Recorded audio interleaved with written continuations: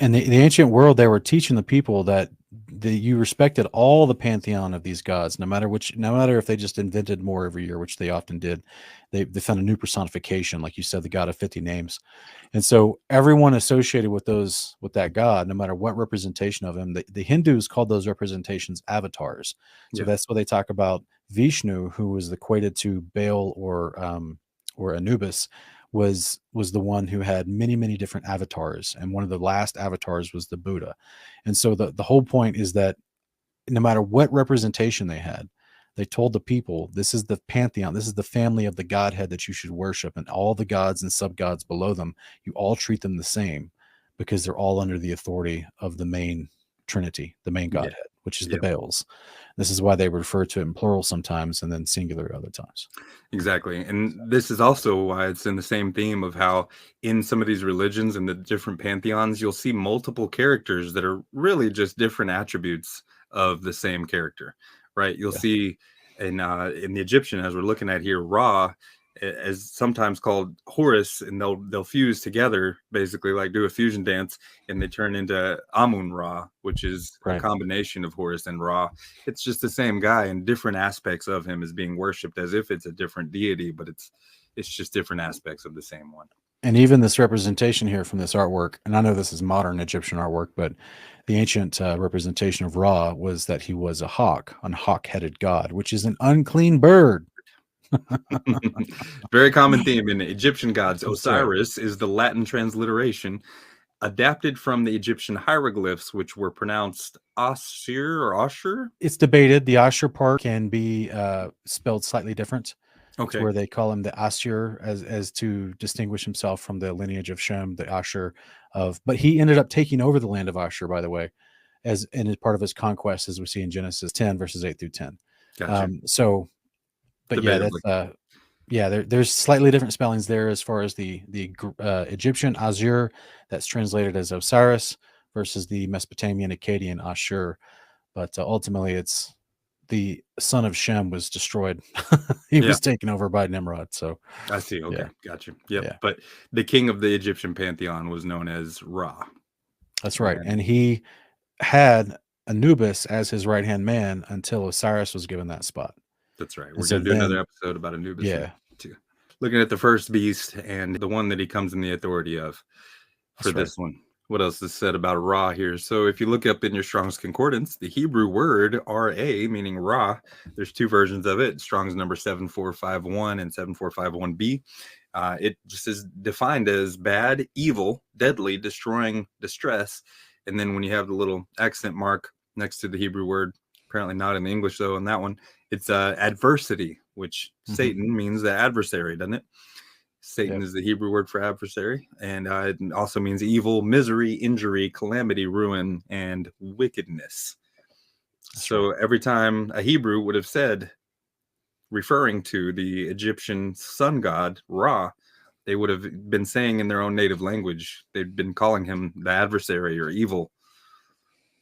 That's right.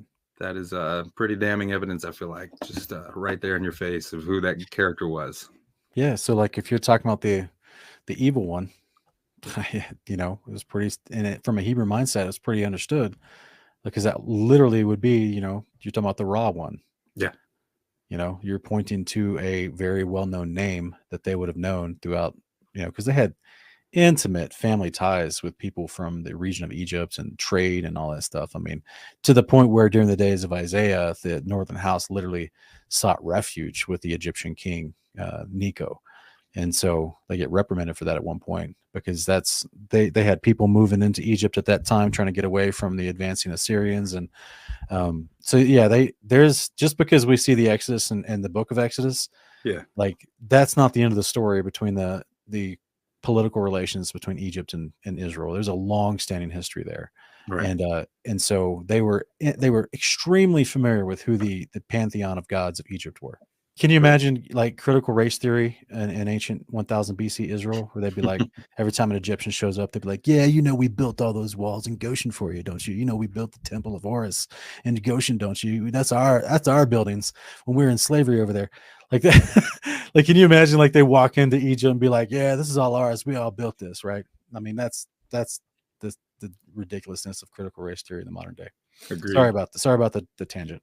No worries. No worries. So Ra is also known to have ruled in all parts of the created world, the sky, the earth, and the underworld. Wait, the god of this world ruled in all parts of the world as different gods known to different cultures, but he was the god of the sun, kings, and the sky, to name a few.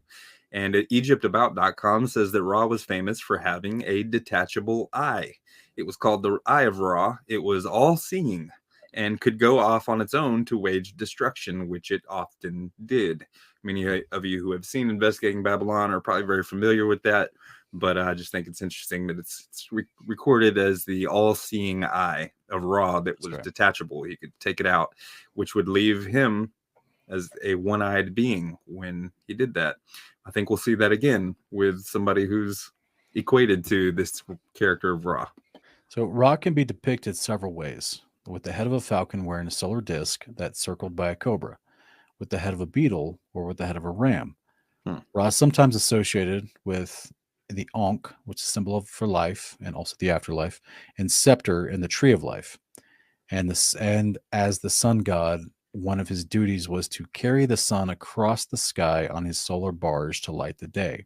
And I thought it was interesting that he's equated with the tree of life, since we know the serpent in Genesis has a direct equation with the tree of life. But yeah, in Egyptian mythology, the tree of life is said to have been kept in an open courtyard on full display in the sun temple of Ra in Heliopolis, is why he's connected to it. So it's interesting that he would want to use that image to represent him. Yeah, especially because it's actually not the actual tree of life, but it's representing his solar barge. Yeah, exactly. It's representing his home. It's interesting that he's equated with having a head of a ram, because that's basically the Baphomet, right? That's what we see, is a ram-headed Satan character. And if it's not obvious enough, it's all encircled by the cobra. So all the symbolism was there. They would use multiple symbols to represent the same guy. And so this is where you've got, he promises eternal life. What does he say to Eve? You'll become like God. Mm-hmm. Right? Knowing good from evil. Become like the rulers. Well, that they knew that Adam and Eve knew the rulers that were in the garden with him, the angels, were immortal, and they were not. I would put that forward as speculation. So that's why he's always promising fake immortality to mankind.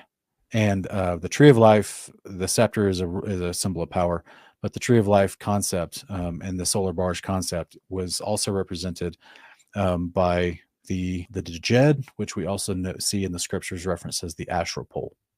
That's right. Yep. Yeah, because they had that tree of life astral pole right next to their thrones, where they adjudicated their fake law code. The hieroglyphs even have him pictured with a bird here, even though he's already a hawk-headed god. That's right. An unclean bird is usually at his side somewhere, somehow. Yeah. Now that little unclean bird that follows him was usually either a phoenix. A phoenix, that's right. Or what's it called? The long-beaked, the one that was represented by Thoth, which represented ultimate knowledge and wisdom, basically. That bird. Yeah. Another unclean bird is all that really matters. Yeah. And it's that beak, that tipped beak right there. That's the representation on the national seal of Egypt, but also it's the one on the back of the dollar bill that represents the rise of the phoenix in the future. There it is. It's all intertwined with him trying to gain mastery over the whole earth. It is. Yep. God of this world. And no wonder, as Paul says in 2 Corinthians 11:14-15, for even Satan disguises himself as an angel of light. What do we just read? That Ra was in charge of bringing light to the world, right? As he traveled across the sky, moving the sun. Therefore, it is not surprising if his servants also disguise themselves as servants of righteousness, whose end will be according to their deeds.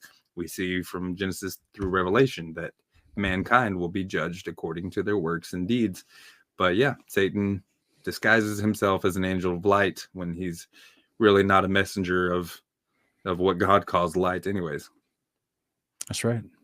It's so funny to me because it's like the Baphomet, the beetle, the hawk, and the falcon. He also is Cebu, the crocodile god of the Egyptians. It's funny. It's like in certain cultures, he adopted all these animalistic characters and personifications. In other cultures, like you showed the Mesopotamian Marduk, he's like a hybrid man with angel wings. but he still has a big beard and a big hat, and he's like all dressed out in regalia. But to the Greeks, he's all like, seductive Zeus who's barely dressed and is this extremely chiseled, muscular god. You know what I mean? It's so funny how you see through each different culture he represents himself differently. And it makes me wonder if that was just him evaluating what does this culture respond to. Yeah, exactly. You got a specific culture like the Egyptians that are more prone towards, the imaginative, or not the imaginative, because I do believe the chimeras are real, but like the fanciful nature of the mixed species versus the Greeks, who may have been like, oh, well, we have our heroes go and kill those mixed species, which is you get all these stories of the giants fighting the chimeras. We honor, a beautiful human form above, these strange hybrid mixed species. So it's like their culture, they wanted to see their gods looking more sleek and, perfected. Whereas instead of the rigid behavior and continuity of Team Jesus, right? Yeshua and the Father are the same yesterday, today, and forever. Exactly. Satan comes along and just wants to reinvent himself and conform to imaginations of the people and different cultures so that he could appeal to them to better seduce and rule over them, right? He just is like, what do you need me to be? I'll be whatever you like. True. We know that as we put forth in episode 46, the Serpent of Old, the king of the Egyptian pantheon of gods, the hawk-headed solar deity known as Ra, is who the Hebrews referred to as the rebellious angel Azazel, called Satan. Here's a hieroglyphic depiction of Ra, and the circle atop his head is a representation of the solar disk, but there's a dot in the middle of it. So the question is, why would anyone draw a dot or a solid circle in the middle of the sun in connection with Ra? What would that symbolize and, a connection to pertaining to Ra? We would say the solar eclipse. It was always known that Ra was associated with the solar eclipse. That's right. And that, just in case, I love that you put up the 2D hieroglyph in addition to the 3D, because some people would say, well, that was just because they didn't know how to smooth over that part of the sun with their etchings, so they just left it. And they just, otherwise, but no, all of their writings show there's a dot in the middle of the disc when it's a 2D painting of some sort. So it's not just someone that couldn't chisel very well. Right. Let's try to break down maybe this hieroglyph in the bottom left, because there's an eye shape. Yep. There's an arm shape. Yep. And you got the solar eclipse depicted, and then there's the symbol for a man. To me, go ahead. Isn't that Osiris actually? I'm not sure. No, I'm pretty sure from what I saw in the Egyptian hieroglyphic breakdowns is that was just a symbol for like a man. I'm not positive on that. Okay. But if I were to try to, having never seen this before, and I'm saying, okay, these are pictorial symbols representing a concept. You got an eye, maybe an ever watchful, maybe an all-seeing arm, maybe power, strong, strength, all-seeing, all-powerful solar eclipse man. And that what it's saying, that's the name of Ra in the Egyptian hieroglyphs. It's amazing. We don't think he's all-seeing, all-powerful, but maybe the Egyptians did, who said that he was the king of their pantheon of gods. Yeah, he was definitely their patron god. Yeah. And I don't think it's any coincidence that in Hebrew, Ra means evil. It's right. We talked about that. So according to the myth of Ra, the Egyptian sun god illuminated the world by traveling in a ship called the sun boat, or the boat of a million years, so called because it was supposed to be an eternal ship. It's said that every morning, Ra would appear on the horizon in his solar boat, and he'd sail across the sky to the opposite horizon. All right. So yeah, these are just things that can come up with a very surface level Google search. That's actually the majority of the information we're going to be presenting tonight. I took what Sean has put forth in Investigating Babylon, and I just used Google. A couple times I used DuckDuckGo to try to see what was the on the surface, the low-hanging fruit for the information that's out there. Use Google, bro. Everything's out the window. All this is irrelevant. Use the internet. Yeah, I searched the available information out there that people are talking about. Absolutely. And so, like I say, low-hanging fruit of just what's out there that you can find of what people are saying about these concepts from history. It's pretty amazing. I hope there's still some valid points to be made, even though it was off of Google. I cited the sources most of the time, right? The sun boat. Go ahead. No, I was just saying it's such a silly argument from people. They'd be like, "Oh, you just did an internet search." You're like, "Bro, all information in all cultures at this point is being uploaded to the internet. Like, why? What would you? Do you need me to have like a primary witness from 3000 BC in ancient Egypt? Do you need to have someone here saying, "Oh, I saw it myself. It's No. true." If Like what? anything, Google has been censoring and limiting the amount of information Right. that you can find. That's right. And so things like this should be difficult, but it's just because the pieces are so scattered to put it together like this it takes a little more effort and understanding, but It takes a biblical perspective, which is what we're trying to show you guys. Yeah. that's right. So this, according to touregypt.net, the sunboat or solar bark is the great ship in which Ra and his companions sailed through the sky, giving light to the world. It is also the ship in which the gods traveled from the heavens to earth, and which Ra took to go back to the sky when he became old, leaving Osiris in power, right? First beast. When the gods use it to travel between the worlds, it is called the boat of a million years. Interesting. Plural. It is. Plural. The gods traveled Right. from the heavens to the earth. Mm-hmm. You So, had Anubis, Osiris, Ra, that unholy trinity. Yeah. Many of you guys, if you're my age, Yu-Gi-Oh cards might have been a thing in school and around that time when we were younger. Here's something I never noticed. The winged dragon of Ra was one of the Yu-Gi-Oh cards. It's got a lot of heavy symbology related to the Egyptian lore in this cartoon, right, that they did and on the cards. But the winged dragon of Ra was one of them, and it had another mode. One of the other cards related to this winged dragon of Ra, they call it, is a sphere mode. So lots of different, people all over the place are recognizing something about a sphere in connection to Ra. And you got the downward triangle with the Eye of Ra. It is. Or is that the Eye of Horus? I can't. Hey, it's semantics, right? When it comes to those same guys, power source, but didn't they end up fusing to make Amun Ra? Some sort of fusion dance.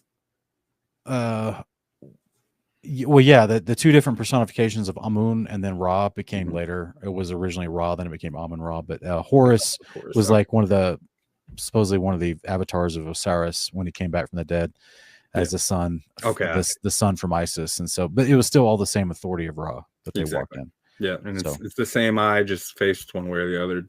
Yeah, depending. But yeah, so that Eye of Ra, which we're going to put forth, is this floating triangle on top of the pyramid on the back of your dollar bill. The Eye of Ra, or Eye of Re, is a being in ancient Egyptian mythology that functions as a feminine counterpart to the sun god Ra and a violent force that subdues his enemies. The eye is an extension of Ra's power equated with the disk of the sun, but it often behaves as an independent goddess. We see that a lot. And we got the eye inside of a sphere with the serpents. And of course, it's depicted with wings to indicate that it's able to fly across the sky. You got the rays coming out of it, indicating that the sun is, we would say, behind it. It's fascinating. Yeah. And this is consistent in all the artwork, and even also this is consistent in all the artwork. It's everywhere. It's everywhere. People get this tattoo like crazy. Like that's one of the most popular tattoos is to get the Eye of Ra, which we're putting forth is the home of Satan, Mother Babylon. Isis, the Eye of Ra, personified, is the goddess known to the Egyptians as Isis. You'll either see it depicted as the sphere with the serpents and the wings, or she'll be depicted as a human woman, but with the crescent. That's right. Horns. You got a crescent, and sometimes it looks like horns on top of her head, but with the sphere in the middle of it still. Yeah. So the Egyptians were huge into personification through artwork. They were, weren't they? Yeah. Yeah. Every god, every attribute of the god, they would try to create some sort of, and it helped people remember these things about these gods. And so that way you didn't have to teach people to read and write. You just show them little symbols. Yeah. Pictographs. And so this was kind of revelatory when you talked about this in Babylon Has Fallen of your 42 series, because I always wondered, what is this Queen of Heaven business going on in Jeremiah? I think it's like 5 or 6 times Queen of Heaven is mentioned. When it's talking about the pagans worshiping their false goddess, and they're being told to repent, and they're like, no, we had it good. But the children gather wood, the fathers kindle the fire, and the women knead dough to make cakes for the Queen of Heaven, and they pour out drink offerings to other gods in order to spite me. It's also mentioned several times throughout Jeremiah 44, 17 through 25. And once you put this piece of the puzzle together for me, and I realized now that, okay, the Eye of Ra was personified as a female goddess, and that Eye of Ra is known to be traversing, quote unquote, heaven underneath the firmament. That's right. It makes sense why they worshipped her as Queen of Heaven, so called. Yeah, and she was always personified as a female. This is why not only Isis, but also Hathor is one of her Egyptian personifications. Yes, sir. Yep. And this next slide here will show you that in Mesopotamia, she was known as Inanna, Ishtar, Ashtaroth, or Astarte. Egypt had Isis, Hathor, Bastet, just to name a few of them.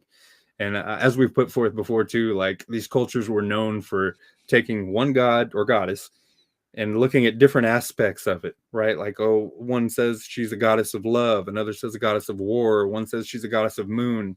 And so then they'll turn those different aspects into a different goddess to worship. They'll give that aspect a different name and act like it's a different entity when it's just different characteristics of the same god, aka, or goddess, I mean.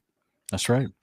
In India and Asia, we're going to talk about in a little while, they had Kali, Durga, Parvati, all the same being, which we'll see was a representation of Rahu. In Greece, you had Artemis, Hecate, Aphrodite, just to name a few, right? Rome, they took the same Artemis and named her Diana. And to the Norse, under the Odin pantheon, you had Freyja. All were called either goddesses of war or the moon. It's interesting that they associated with the moon, knowing that it's not a representation of the literal lesser light moon, is it? No, not at all. But throughout history, they acted like she represented the moon, even though she didn't. Oh, interesting.